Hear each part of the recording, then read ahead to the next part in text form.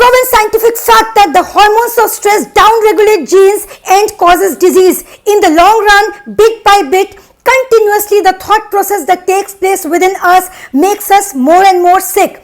How it works, what is the solution, and how can we stop this from harming our performance levels in our family lives, with our friends, in our society, as well as in our workplace, because this is going to be genetic and this is going to affect the future generation also, because our thoughts have direct impact on the people who are surrounding us. So this is not just one person who gets affected. If it is me, it will be people around me who are going to suffer, and this will be a continuous cycle. That neocortex is responsible for the continual thinking and the continuous arousal of those stress chemicals or those stress responses that we are triggering by thinking on it continuously. And it doesn't stop there. They will further pass it on to people around them, and this is how it spreads from one family to a society, to neighborhood, to an entire city, to a country, and the worldwide. Whatever stress we are encountering, it is not just connected with the personal stress and the day-to-day problems that we encounter in our lives, but it also has to do with the neighbor, the person who is sitting next to us, and the kind of stress that he or she is encountering in his or her day-to-day life.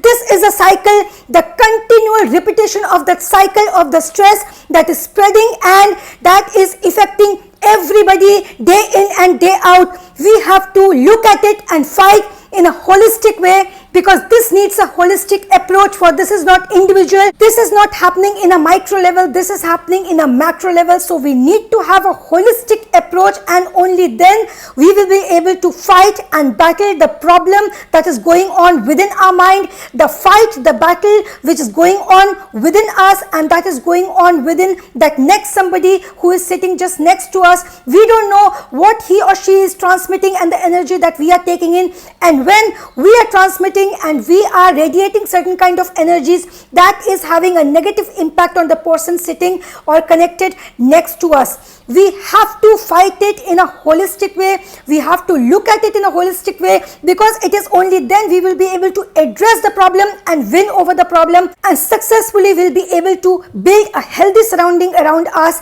and will be able to maintain that sanity level that will attract more and more abundance, and we will be able to get rid of those thoughts that are attracting only pains and sorrows in our life, only hardships that are yet to come. We have to avoid, and we have to strategically beat and strategically block those hardships, strategically block Satan. It is the thing, it is the impact and the consequence that we all are suffering and we all are bearing. That is what we have to overcome, and in order to do that, we have to address this fact that we on cellular level are same, irrespective of, regardless of what we think we are, how we judge ourselves, how our family judges us, regardless of what people around us think of us, how we are being judged, or for that matter, we ourselves end up looking at ourselves with that same eyes, in spite of having the sympathy and the love for the self. There is this effect and there is this impact of the view of other person that impacts how we judge ourselves and how we start looking at ourselves. We look at ourselves as a winner or some loser, how we are doing in our life. Are we being able to reach those targets and reach those goals that we have set for ourselves? We have to churn out here the goals that we have set for ourselves and the goals that our family or people who are judging us or the society has set for us to reach and to fight, because it is our own battle. We need a holistic approach to fight that battle, to beat and win that battle, but the individual battle that is connected with the mass.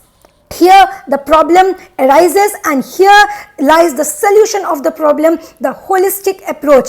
When we perform in order to improve the performance level, regardless of whatever we think are, regardless of whatever you think yourself to be, you're an industrialist or a person who is looking for a job, you're sitting idle, or you're a workaholic, you're that lazy person, or you are a very progressive person, regardless of what you are, regardless of what you think yourselves to be, the fact and the reality is We on human, on cellular levels are same, and we possess that same power. It is your worth. Your worth surpasses all the earthly things and the earthly elements only when that connection with the Supreme Consciousness builds up, and that Supreme Consciousness builds and empowers that power within us that we already possess, because the universe has designed it in such a way. And if I have it, you have it as well, and if you have it, the person sitting next to you has it as well, regardless of what standards he or she has set for herself, and the way you are judging that person or the person is judging you, the way I am looking at myself, regardless of the standards, that the earthly standards, the societal standards, whatever we have set for ourselves, the universe doesn't work that way. The universe has the standards set by the Lord of the universes, that Supreme Consciousness, that power, that you can call it God, you can call it any power you want, but it is that one power who is in control of everything and who is commanding whatever is going within us. If that link, that connection breaks, then the suffering is inevitable, and we will not be able to fight, and we will not be able to beat and overcome that suffering, because that suffering is coming from that negativity, that negative energy, which is a part of the design of the universe. It is not a bad thing,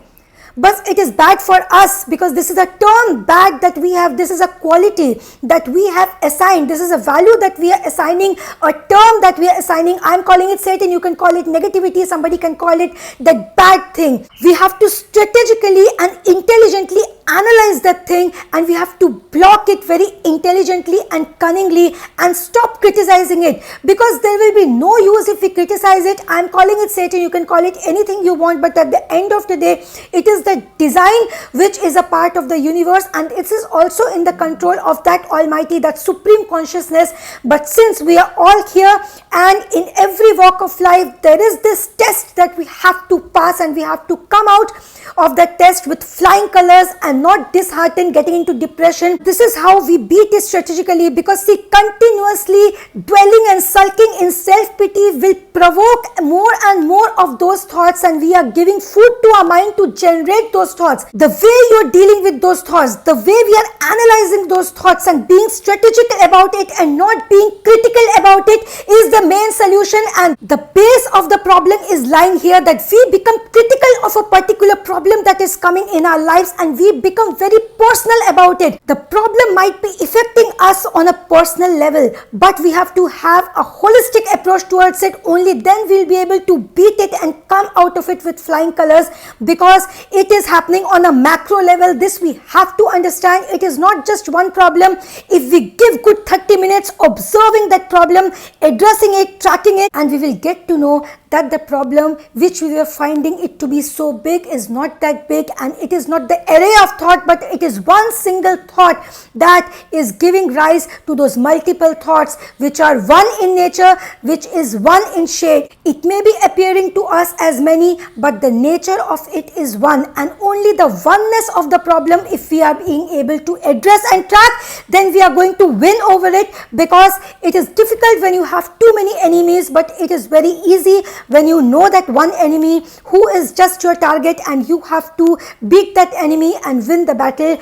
But if the nature is too many, you cannot confuse it to be multiple, because we are confusing and thinking it to be multiple. It may be having different shades and colors, but the nature of that problem is one. That oneness of the problem, the oneness of the thought that is attacking us, because of the ability of the neocortex, we are being able to trigger those stress responses. That size of neocortex is enabling us to do that and give the thoughts that power to trigger those stress response, and the continual thinking will further make us sick and have prolonged effects in our life, in our body, in our mind, as well as our soul.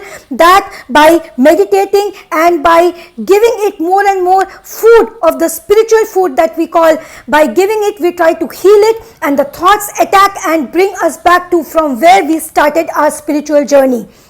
Spirituality has nothing to do with being a spiritual monk. It doesn't have to do with leaving everything and abandoning everything and just cutting off with the material things on the world. Spirituality is the science of human, the day-to-day activity, the talking that I'm doing, that you're listening to me, anything that is happening here, anything that we are watching in the news, the day-to-day occurring and the activity of life is the spiritual science. It has to do with human behavior and the approach of the human towards life and how we decide and choose to do and perform our day-to-day activity. The mindset that we have, the approach that we have towards life is the spiritual science. Do not confuse spiritual science with some spiritual monk or with some sort of religious thing and something like that. The holy verses, the religious books enable us in the spiritual journey to attain that limit for ourselves, to attain that possibility that opens the door for our success.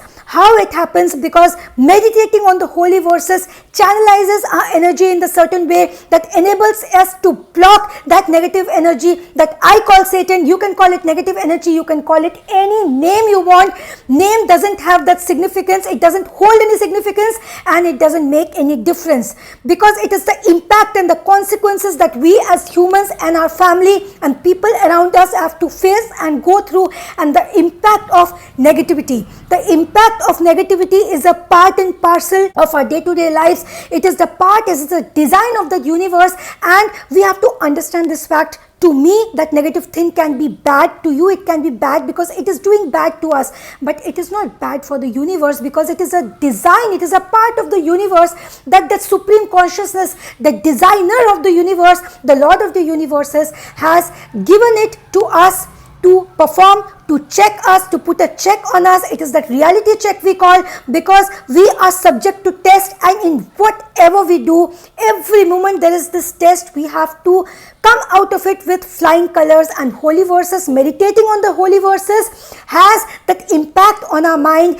and it molds our mind in a way, it empowers the mind in a way that we are being able to block that cluttering of the mind and that continuous process of the thought and the thinking process that we do, reliving each and every moment that has just gone by. You have had a bad day in the office, but when you have come back, you have brought it along with you, and what we are doing, we are reliving those moments one by one, and those thoughts are acting as a slow poison and killing that happy hormones within us, the happiness within us, that the performance levels, that the goodness within us. It is killing us step by step. It is killing our happiness, it is killing the peace of our mind, and it is killing our body also. It is acting like that slow poison. If we want to beat it, then we have to connect with the supreme consciousness.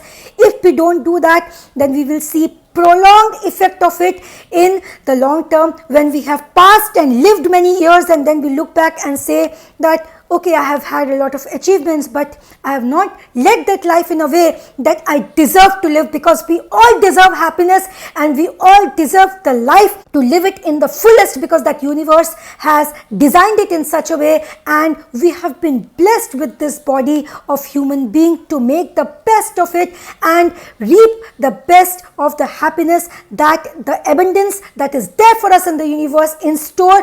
We are blocking the access to those abundance because we are cluttering our minds and we are judging ourselves, and the continuous thoughts that is going in our minds is the result of the bad and the sad life that we are living, because the life that we are living is not bad and sad, but the things that we have associated with the life, those are bad and sad. So in order to beat it, we need to look at it strategically, stop criticizing it, do not be critical about it, track, address, overcome. Fight it, block it, move to the next thought. Fight it, block it, move to the next thought. Fight it, block it, move to the next thought. This will be on the manual level. At first stages, initial stages, we'll feel we are doing it manually, and then after a point of time, your mind will go on auto. Just the way we are breathing, we are breathing effortlessly. It is not causing any stress within us, or we are not even remembering it that at this point of time I am talking and breathing as well. It will become that auto. Your mind will do its work.